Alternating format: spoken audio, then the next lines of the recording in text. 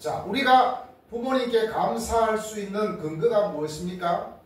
바로 부모님이 나를 낳았고 기르신 나의 부모님이기 때문입니다. 바로 이것처럼 하나님께 감사할 수 있는 사람은 하나님이 나의 하나님 되시기 때문입니다. 하나님께 감사할 수 있는 사람은 먼저 자신이 죄인임을 깨달을 때에 감사의 탄성이 나오는 것입니다.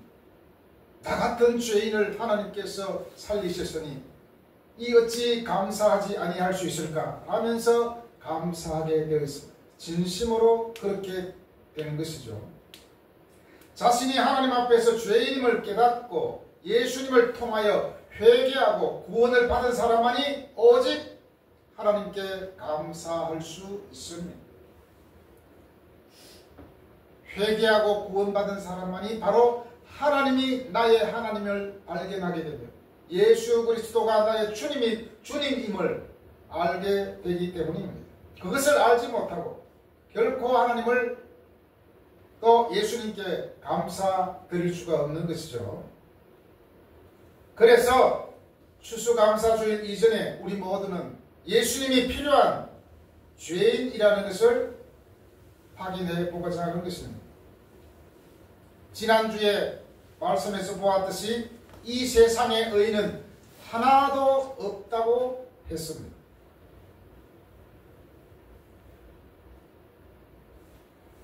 그런데도 불구하고 뒤이어서 깨닫는 자도 없고 하나님을 찾는 자도 없다고 합니다. 모두가 죄인임에도 불구하고 깨닫지도 못하고 하나님을 찾는 자도 없다라고 말하고 있습니다. 이것은 죄의 보편성을 말합니다. 모든 사람이 죄를 지었기 때문에 근본적으로 깨닫지도 못하고 하나님을 찾지 않는다고 말씀하고 있습니다.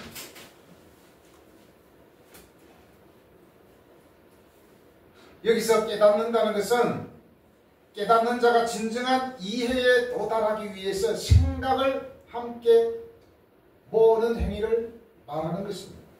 이 단어는 단순한 정보 수집을 넘어 더 깊은 차원의 인식을 말하는 것입니다. 이것은 하나님께서 주신 통찰력이라 할 수 있습니다. 바로 이것은 순종적인 응답을 통해서 검증이 됩니다. 여러분, 우리는 하나님 말씀을 통해서 내가 죄인임을 깨닫고 하나님이 살아계심을 깨닫는 사람이 되시길 바랍니다. 교회만 다니고 하나님을 깨닫지 못한다면 이것이 얼마나 큰 비극일까요? 성경에서 죄는 어리석음이라 말하고 있습니다. 그 마음에 하나님이 없다고 말하는 사람은 성경에서 어리석다 그렇게 표현하고 있습니다. 어리석다는 것은 지혜가 없다는 것입니다. 깨닫는 자도 없는 것은 바로 영적 진리를 알지 못한다는 것입니다. 하나님을 알지 못하는 사람은 돌과 나무에 엎드려 절을 하지만 그러나 하나님을 아는 사람은 돌을 만드시고 나무를 만드신 분은 바로 하나님임을 알기 때문에 돌과 나무에 절하지 않고 살아계신 하나님께 예배하는 것이죠. 사람은 하나님과 관계하면서 영적인 유의 삶을 살도록 되어 있습니다. 오직 사람만이 하나님과 관계하면서 하나님께 예배할 수 있는 존재입니다. 대부분 많은 사람들이 가을이 되면 굉장히 쓸쓸합니다. 그래서 이런 말이 있습니다. 절대 고독한 계절에 절대자를 만난다. 사실 이 말은 제가 했습니다. 절대 고독한 이 가을에 절대자이신 하나님을 만나는 것, 그것이 가장 지혜로운 사람이 아니겠습니까? 그리고 하나님을 찾는 자도 없다라고 말하고 있습니다. 물론 많은 사람들이 무언가를 신을 만나기 위해서 산이나 들이나 구석에 앉아서 돌을 닦는 사람들이 많죠. 사실 그 사람들은 신을 만나기 위한 그런 행위가 아니라 자신을 깨닫기 위한 행위입니다. 곧 내가 신이 되는 그런 행위이죠. 그렇지만 그 사람들은 진정으로 자연 만물을 만드신 하나님을 만나기 위한 행위가 아니라는 것입니다. 하나님을 만나는 것은 자신의 행위를 통해서 만날 수 있지 못하기 때문입니다. 마치 이 하나님을 찾는다는 것은 금맥을 찾는다는 것을 말합니다. 어떤 사람들은 금을 찾기 위해서 온 산을 뒤지지 않습니까? 온 나라를 다니면서 금을 찾아 헤매입니다. 마치 이것처럼 하나님의 말씀을 통하여서 금맥을 찾듯이 하나님을 깨닫기 위해서 찾는다는 것입니다. 그런데 그렇지 못한 사람들이 이 세상에 모두라고 그렇게 성경은 말하고 있습니다. 지난번에도 설교를 통해서 보았지만 모두가 치우쳐서 무익하게 되었다라고 말씀하고 있습니다. 모두가 치우쳤다는 것은 한쪽으로 기울었다는 거죠. 도망가다 그런 뜻이 있다 그랬죠.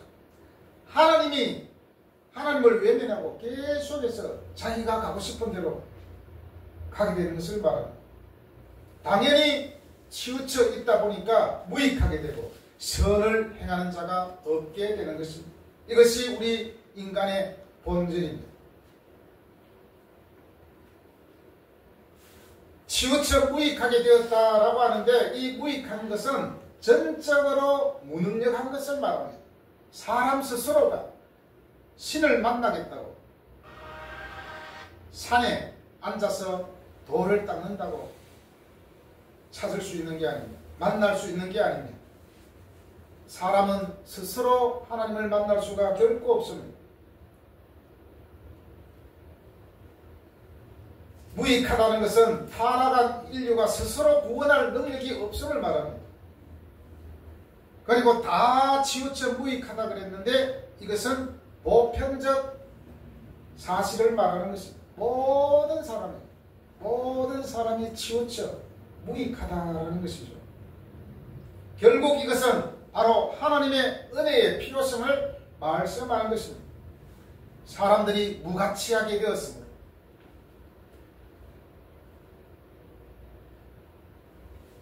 자신을 스스로 구원할 수 없는 무가치한 인간이기 때문에 우리를 의롭다 칭할 하나님이 필요한 것입니다. 그래서 하나님은 예수 그리스도를 이 땅에 보내주셨습니다. 우리는 우리 스스로 의롭게 되지 못하기 때문에 하나님께서 예수님을 통하여서 우리를 의롭다 그렇게 칭해 주셨습니다. 그것을 칭의라 그래요. 칭의. 의롭다 칭하여 주심. 그리스도 예수 안에 있는 속량을 통하여 하나님의 은혜로 말미암아 값없이 주시는 것이어야 합니다.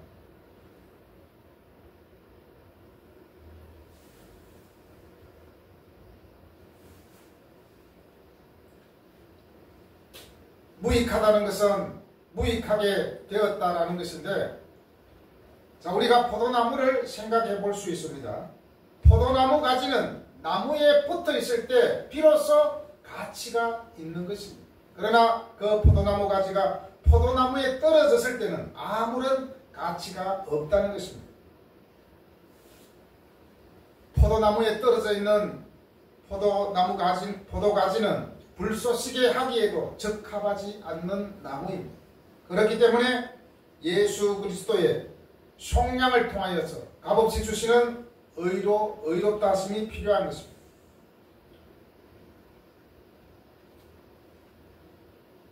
속량은 예수님께서 대신 죄를 위해서 드려졌다는 것입니다.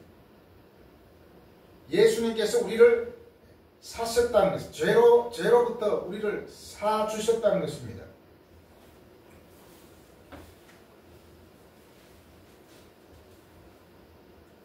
그리고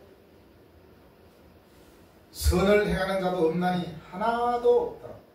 당연히 죄 가운데 있기 때문에 선을 행할 수가 없습니다. 성경에서 최고의 선은 바로 하나님을 믿는 것입니다. 당연히 모두가 죄 가운데 있기 때문에 선을 도저히 행할 수가 없습니다. 그래서 이제 그 사람들의 모습을 구체적으로 신체의 지체를 통하여서 우리에게 보여주고 있습니다. 13절에 보면 그들의 목구멍은 열린 무덤이다. 목구멍은 열린 무덤이다. 사실 상당히 무시무시한 그런 말씀입니다. 목구멍은 열린 무덤이라는 것은 그들은 악하고 사악한 말로 모든 사람의 명예를 파묻는다는 그러한 뜻을 가지고 있습니다. 자, 여기서 목구멍은 생명과 사망의 통로로 우리가 여겨지지 않습니까? 생명과 사망의 통로, 호흡을 위해서 만들어진 그 목구멍이 열린 무덤이라는 것은 부패의 관문이 되었다는 것입니다. 여러분, 무덤에서 어떤 냄새가 납니까? 무덤이 열려 있으면 거기에서 시체 썩는 냄새가 엄청나겠죠. 더러운 냄새. 그래서 목구멍이 열린 무덤이라는 것은 그 열린 목에서 더러운 냄새, 썩은 냄새가 진동을 한다는 것입니다. 거짓말과 명예훼손, 중상모략 등의 그들의 습관을 이 목구멍을 통해서 드러낸다고 하고 있습니다.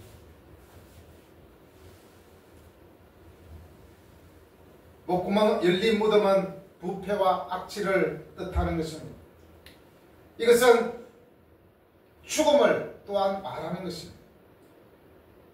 그래서 거듭나지 않는 목구멍은 영적 부패를 드러나는 그런 말을 내뱉는다는 것입니다. 입만 열면 정말 입냄새, 속에 병이 있어서 나는 그런 냄새가 아니라 입만 열면은 썩은 그런 말을 한다는 것이죠.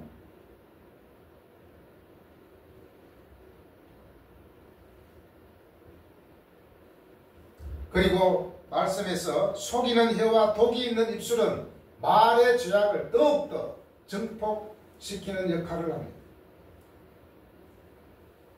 그래서 이 구절은 모든 인류에게 복음에 나타난 의가 필요하다는 증거 역할을 하고 있습니다. 13절에 보면 그 뒤에 목구멍은 열린 무덤이요 그 뒤에 그 혀로는 속임을 일삼는다 그렇게 말하고 있습니다. 여기서 속임이라는 것은 숨겨진 갈고리를 뜻합니다. 숨겨진 가시를 뜻합니다. 그래서 사람을 조종합니다. 그리고 이것 신뢰를 저버리기 위해서 그 혀를 사용한다는 것입니다. 바로 그 혀로 사람을 속인다는 것이죠. 자기 목구멍에 가시를 숨겨두고 계속해서 사람들을 걸려 자빠지게 하기 위해서 계속해서 속인다는 거죠. 속임은 반응에 동원된 신체 지체들의 목록을 장식하며 타락이 얼마나 모든 사람에게 드러나고 있는지를 보여주고 있는 것입니다. 마음과 입의 연결, 그 속이는 말은 진리에서 멀어진 내면의 성향을 드러냅니다.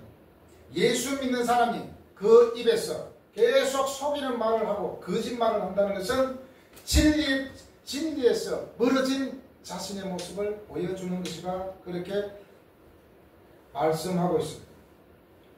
그래서 이 혀는 배신의 도구가 될 수 있다는 것입니다.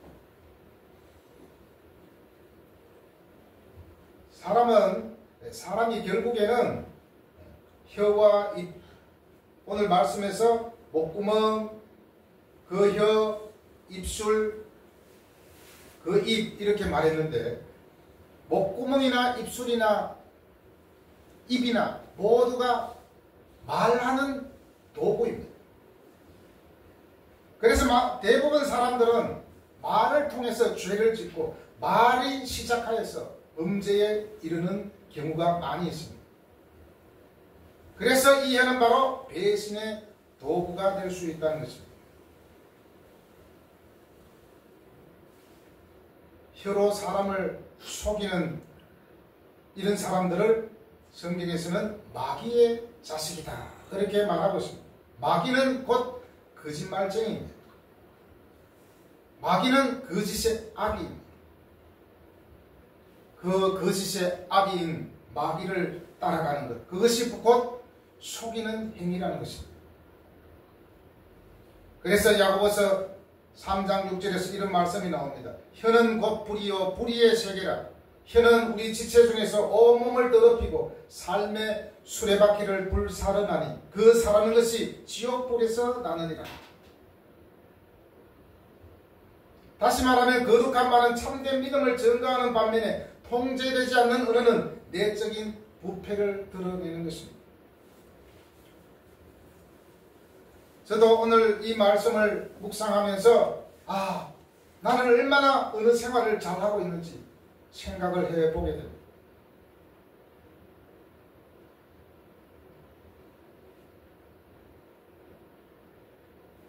그리고 13절 뒤에서 그 입술에는 독사의 독이 있다. 독이 있다 그렇게 말씀하고 있습니다. 이 독은 어떤 뜻이 있느냐? 녹이라는 뜻이 있습니다. 녹은 어떤 것이죠? 녹은 금속을 부패하게 만듭니다.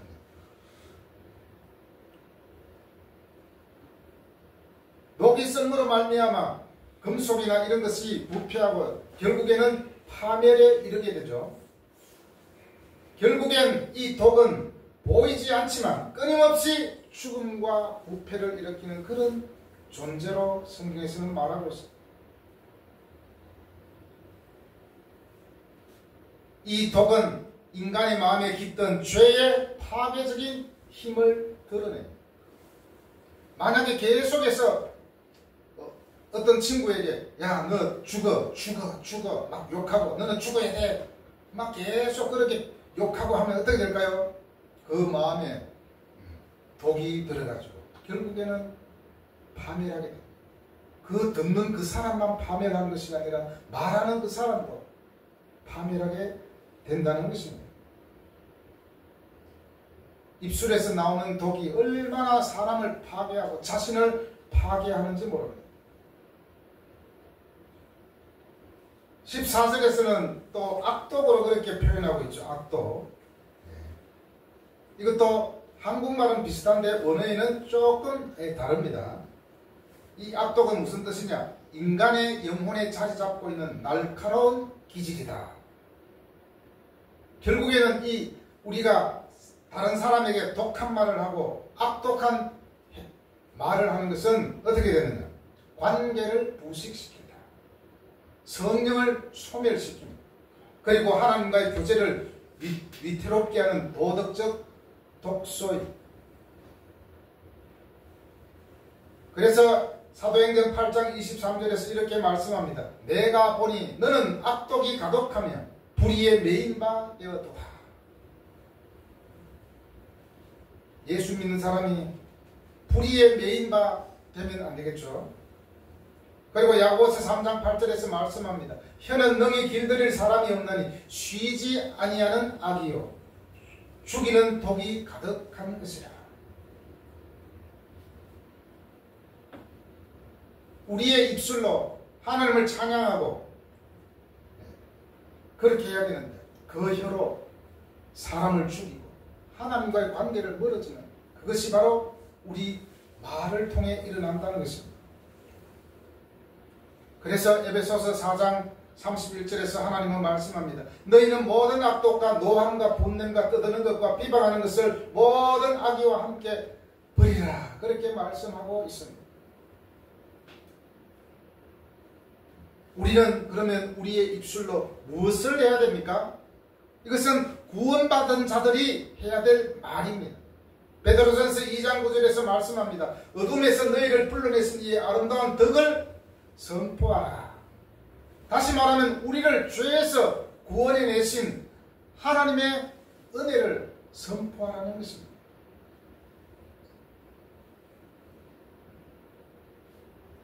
모든 악이 가득한 그 사람들의 행동은 또한 어떻습니까? 15절, 16절, 17절에 나옵니다. 그 발은 피 흘리는데 빠른지라 파멸과 고생이 그 길에 있어 평강의 길을 알지 못하였고. 악이 가득한 사람들은 결국에는 파멸과 고생이 있다라고 성경은 말씀하고 있습니다. 말로 사람을 죽이고 말로 독을 뿜어내는 사람은 그 상대방도 죽이는 일이지만 정작 자기 자신이 파멸의 길로 가고 있다는 것입니다. 로마서 2장 9절에서 분명하게 이렇게 말씀했습니다. 악을 행하는 각 사람의 영에게 환난과 공고가 있으리다. 환난과 공고와 파멸과 고생은 모든 영혼이 지옥의 형벌 가운데 있을 때 나타날 상황에 대한 표현입니다. 자, 그런데 더 중요한 게 있습니다. 악을 행하고 하나님을 알지 못하는 사람들은 도대체 왜 이렇게 할 수 있을까요? 그것은 바로 하나님을 알지 못하기 때문이라고 성경은 말씀하고 있습니다. 그리고 구체적으로 18절에서 뭐라고 합니까? 그들의 눈앞에 하나님을 두려워함이 없느니라. 악을 행하는 자들은 바로 하나님을 두려워하지 않기 때문에 그렇다고 합니다. 예수 믿는 사람도 마찬가지입니다. 아이고, 내가 살아보니까 조금 거짓말을 하고 나쁜 짓을 해도 뭐 아무 일 일어나지 않대? 그리고 하나님을 두려워하지 않습니다. 내가 이렇게 힘들고 내가 이렇게 어렵게 살아가는데도 하나님이 도대체 뭘 하고 있는 거예요? 하나님이 없는 것 같아요. 그러면서 그 마음에 의심과 더불어 두려움이 점점 없어지기 시작합니다. 이래 살으나 저래 살으나 뭐 매 한 가지야. 뭐 조금 나쁜 짓 하면 어때? 하나님은 여전히 하나님은 안 계신데 이렇게 자꾸 되어버린다는 거죠. 모든 죄는 바로 하나님을 두려워하지 않는 데서 온다는 것입니다.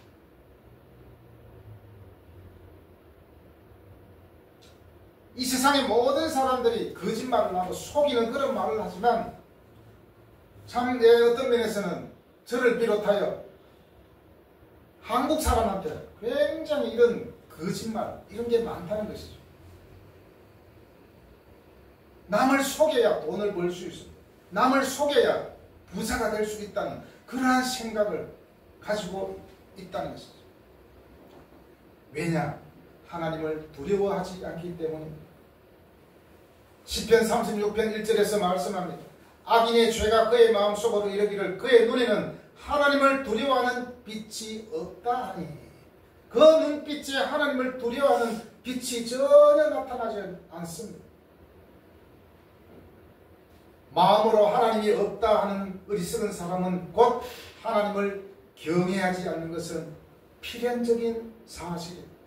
경외는 두렵고 존경하는 마음인데 이것이 없어지면 두려움도 없어지고 곧 그런 사람들은 하나님이 없다라고 하는 사람들이죠.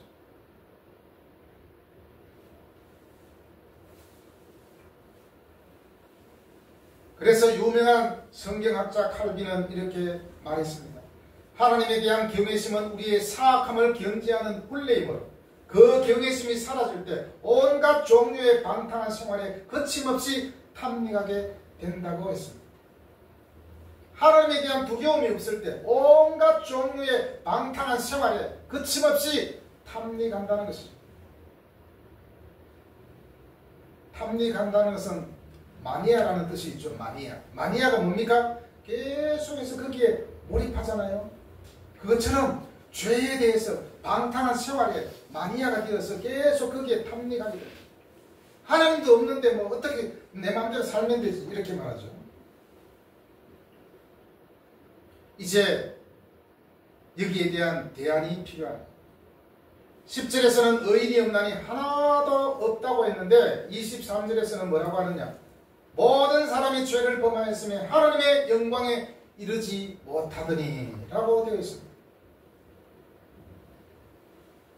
결국에는 이제 바울은 21절에서 26절에서 보면 그 대안이 나와 있습니다.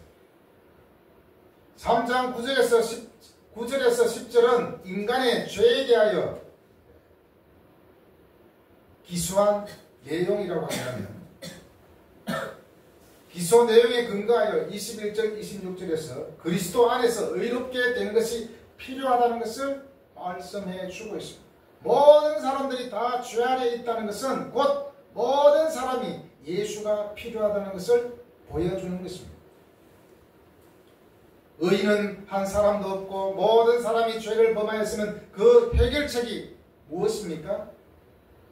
바로 하나님의 의가 나타났습니다. 모든 면에서 타락한 인간이 죄를 지었는데 이것을 해결하기 위해 착한 일을 하고 마음을 잡고 율법을 다 지키면 해결되겠습니까? 아니면 깊은 산속에 가서 고행을 한다고 해서 죄의 문제가 해결이 되겠습니까? 아니면 덕을 쌓으면 해결이 되겠습니까? 그 아무것도 할 수 있는 것이 아닙니다. 이것으로 해결되지 않는다고 20절에서 분명히 언급하고 있습니다. 20절에서 뭐라고 말씀합니까? 율법의 행위로 그의 앞에 의롭다 하심을 얻을 육체가 없다라고 말합니다. 한마디로 우리가 법을 다 지킨다고 해서 죄가 없어지는 것이 아닙니다. 하나님이 정한 율법을 다 지킨다고 해서 의롭다 할 수 없다는 그런 말씀입니다. 그 어떤 인간의 방법으로도 해결되지 않는다는 것입니다. 그래서 21절에 뭐라고 말씀합니까? 이것을 해결하기 위해서 이제는 율법 이외에 하나님의 한 의가 나타났다라고 말씀하고 있습니다.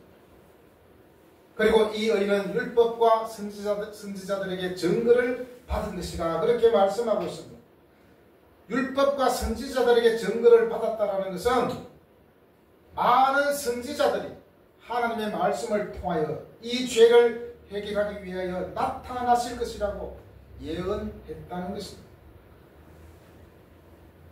바로 율법과 선지자들이 예언하고 나타난 그 의가 누구입니까? 22절.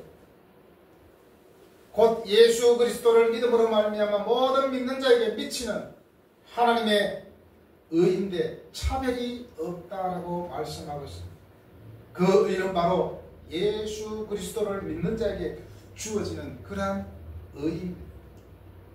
이 의는 행위가 아니라 그리스도를 믿는 자에게 주어지는 그런 의였습니다. 하나님은 죄인을 구원하시기 위하여 자기 아들을 이 세상에 보내주셨습니다. 우리의 죄값을 지불하기 위해서 그 아들을 십자가에 못 박으셨습니다. 바로 하나님은 그리스도께서 우리의 죄값을 지불하셨다는 것입니다. 이것이 곧 속량입니다.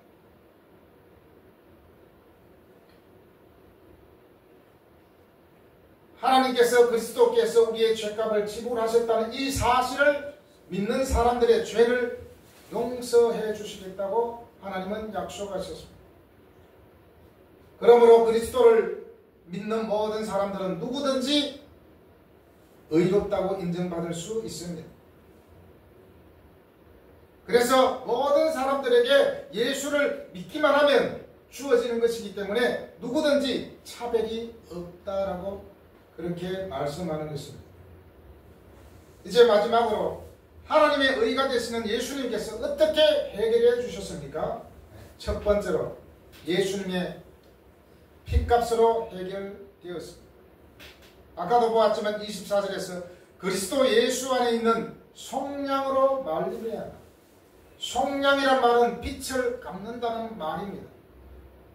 옛날 로마 시대의 노예가 자유하게 되려면 누군가가 그 노예 주인에게 노예값을 지불해야 합니다. 그래서 사옵니다. 당시 노예는 사고 팔 수 있는 그런 물건 취급되었잖아요. 그렇기 때문에 돈을 지불하고 그 노예를 사가기도 했습니다. 저와 여러분들이 죄의 종이 되었는데 예수님께서 십자가에서 핏값을 지불하시고 우리들을 죄와 심판에서 해방시켜 자유케 해주셨습니다. 예수님께서 죄의 종인 우리들을 핏값으로 사주셨다는 것입니다. 그것이 속량입니다. 그래서 우리 마음에 자유함이 있습니다. 비로소 우리는 추수감사주일날 감사할 수 있는 것입니다.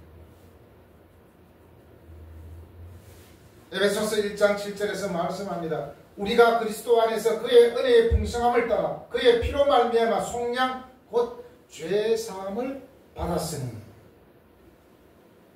그리고 히브리서 9장 22절에서 말합니다.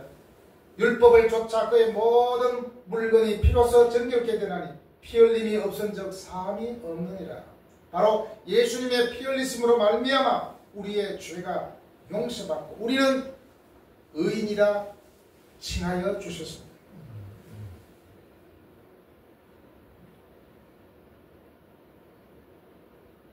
바로 이것은 예수님의 속량은 값없이 이루어졌다라고 성경은 말씀하고 있습니다. 24절에서 하나님의 은혜로 값없이 의롭다 하심을 얻은 자가 되었다라고 말씀하고 있습니다. 이것은 곧 선물입니다. 선물은 공짜로 주는 것입니다. 선물은 공짜지만 가치는 어마어마하게 크다는 것입니다. 그것이 하나님이 우리에게 주신 구원의 선물입니다. 하나님께서는 그분의 아들을 믿는 모든 사람들에게 그분의 의를 선물해 주시기로 작정하셨습니다.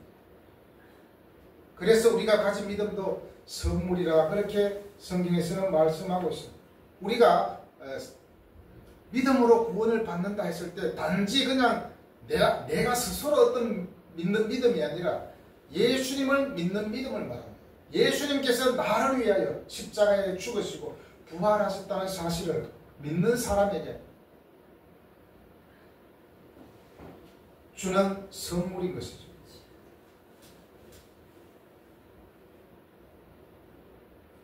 하나님께서는 두 가지 성품이 있습니다. 하나는 하나님의 사랑이며 하나는 하나님의 공의입니다.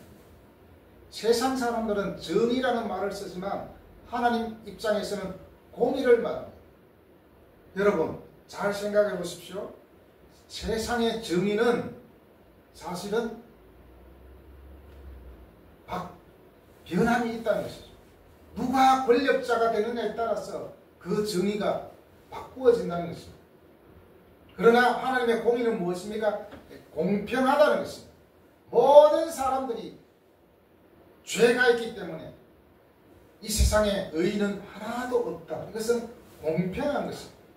하나님은 공평하신 분이기 때문에 정말 하나님을 믿고 예수 그리스도를 믿는 사람은 구원해 주시지만 그러나 하나님을 모르는 사람은 파멸의 길로 간다는 것입니다. 이것이 하나님의 공의입니다. 하나님은 하나님의 말로 정말 정의로우신 분입니다. 정의보다 더 좋은 말 바로 공의입니다. 공평한 것.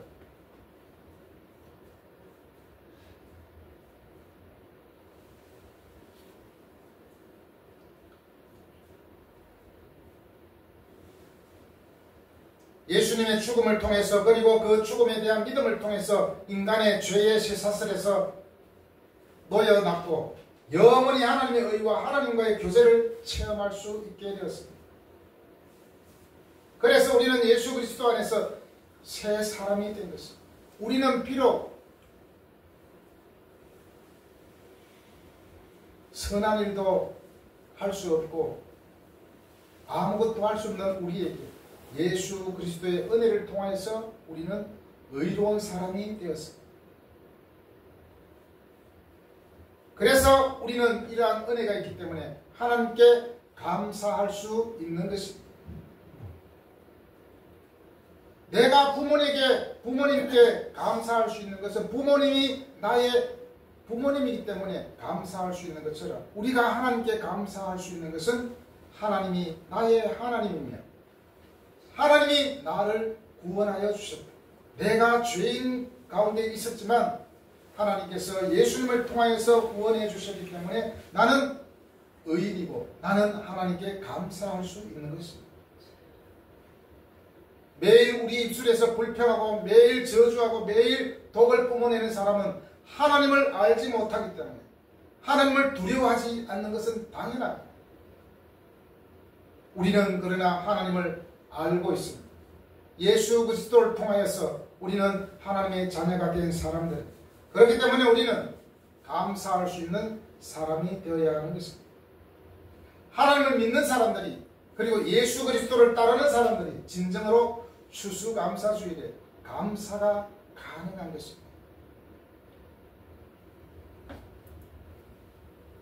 제가 살아오면서 한 가지 깨달은 게 있는데 이겁니다. 굉장히 바깥에 겨울이 되면 바깥에 엄청 춥잖아요. 굉장히 추운 날 집에 들어왔을 때 어떻습니까? 굉장히 따뜻함을 느끼잖아요. 아, 그래도 내가 추위를 피할 수 있는 집이 있기 때문에 얼마나 감사한 일이냐. 왜 제가 이 말씀을 드리냐면은 우리가 철저하게 자신의 죄를 깨닫고 아, 나는 정말 하나님 앞에서 죄인입니다. 이것을 깨달은 사람만이 예수님을 믿고 그 가운데 감사할 수 있게 되죠.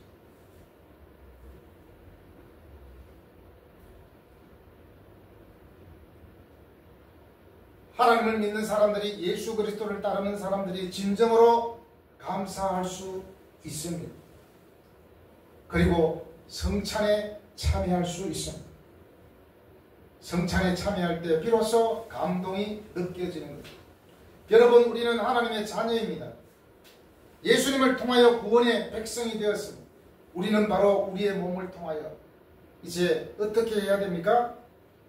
로마서 6장 13절에 잘 나와 있습니다. 또한 너희 지체를 불의의 무기로 죄에게 내어주지 말고 오직 너희 자신을 죽은 자 가운데서 다시 살아난 자같이 하나님께 드리며 너희 지체를 의의 무기로 하나님께 드리라. 우리의 혀로, 우리의 발로, 우리의 손으로 더 이상 죄를 짓는 도구가 아니라 의의 병기로 드려질 것을 성경에서는 요구하고 있습니다. 그래서 여러분의 삶이 진정으로 행복한 삶이 되시기를 바랍니다. 우리 삶이 하나님을 위해 의의 병기로 사용하여 저와 여러분은 진정으로 하나님의 평화의 도구가 되시기를 바랍니다. 아멘. 기도하겠습니다.